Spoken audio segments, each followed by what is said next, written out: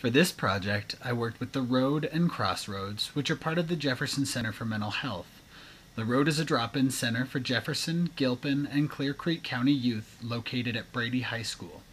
Crossroads works in conjunction with the ROAD to offer mental health and substance abuse counseling to youth. I spoke to Crossroads clinician Kelsey about providing assistance in behavior management by presenting part of the in-service presentation I worked on for this class about modifying residential program language to fit other programs.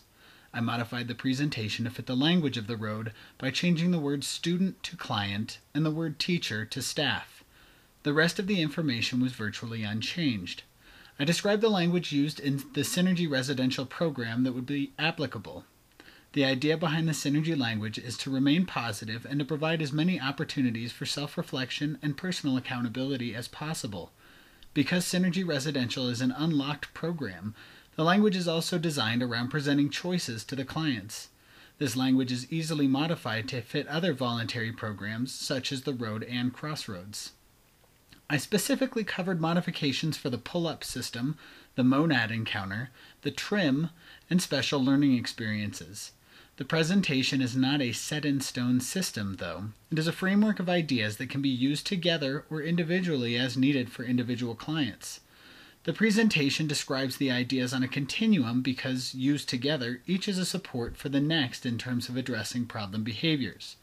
In presenting the material to Kelsey, she appreciated the idea of a universal outline of communication for addressing behavior, but was concerned about the institutional feel of such an outline.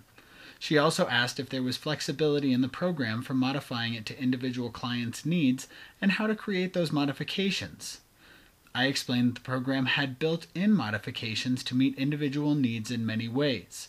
First, the pull-up program offers modifications for addressing only positive behavior or attempting to modify negative behavior. The pull-up program also works as an effective progress monitoring system for a reinforcement menu and can therefore be used to address specific goals for clients. The Me Time program can either be a staff-directed or client-requested self-reflection time. This means that it can either be used by staff to address behaviors or by clients as a coping skill. The CASK system is built by staff and clients so that individual behaviors are addressed while still meeting individual needs. Finally, just as a special education teacher might modify an assignment to meet the needs of a specific student, the learning experience can be modified to the strengths of the client, for example, oral assignments or collages for clients who struggle with writing. Though Synergy uses all of the systems together in a specific model for clients, other programs can choose which parts fit their needs and the needs of specific clients. So what did I learn? I learned that different professionals see behaviors, their sources, and their needs to be modified based on the professional service they provide. It was good to see a mental health perspective on this program because it will help me keep in mind the specific needs of the clients with whom I work when it comes to addressing mental health issues. In listening to the feedback from Kelsey, I realized the Synergy model appears relatively rigid, and it is important to emphasize the flexibility of the program when talking to other people.